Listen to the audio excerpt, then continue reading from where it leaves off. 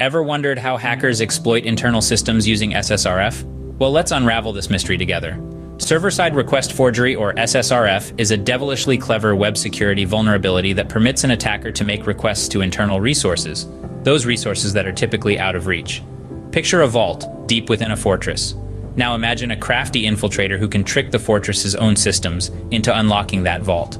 That's SSRF in action. The trick lies in exploiting internal systems using SSRF.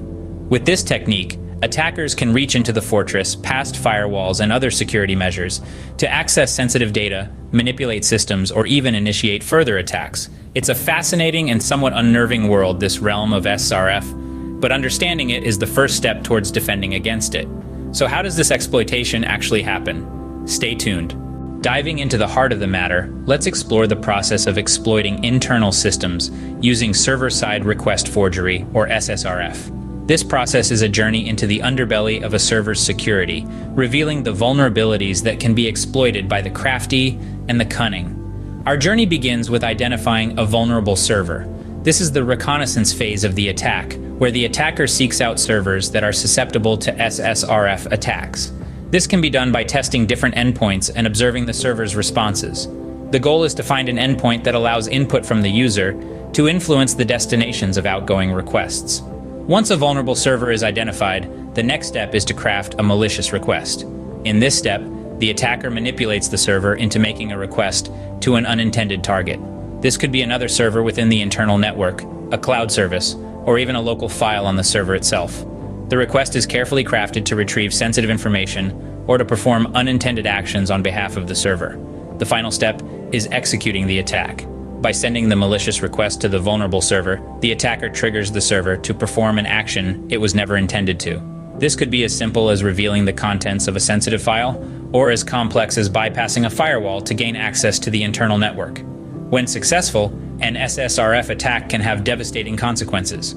Sensitive information can be revealed, internal systems can be compromised, and firewalls can be bypassed, all without the server or its administrators ever realizing what has happened. While the process may seem complex, it's important to remember that each step is a critical point of failure for the attacker. Defending against SSRF attacks means hardening our servers at each of these steps, from the endpoints we expose to the requests we allow and the responses we deliver. Now that we know how it's done, how can we prevent these attacks? Sometimes systems have SSRF filters in place, but are they foolproof? Let's dive into that. Hackers, always on the prowl for weak spots, have found ways to bypass these filters. One such method is using alternative IP representations. You see, an IP address can be represented in various forms such as hexadecimal or octal. A filter might be designed to block requests to localhost or 127.0.0.1. But will it block a request to its octal equivalent? Maybe not. Then there's DNS rebinding, a technique where the attacker manipulates the resolution of domain names.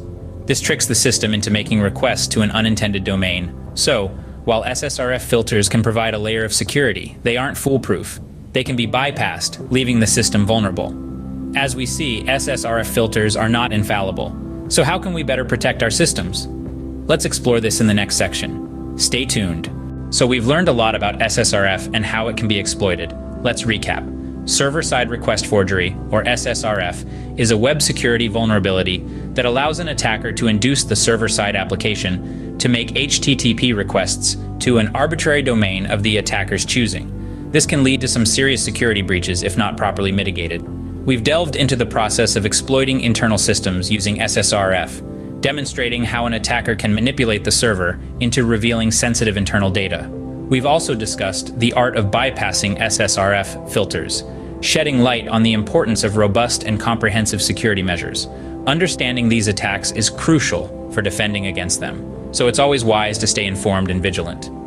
In future discussions, we might explore more advanced SSRF defenses and other related topics. And that's a wrap on SSRF. Remember, knowledge is the first step to security.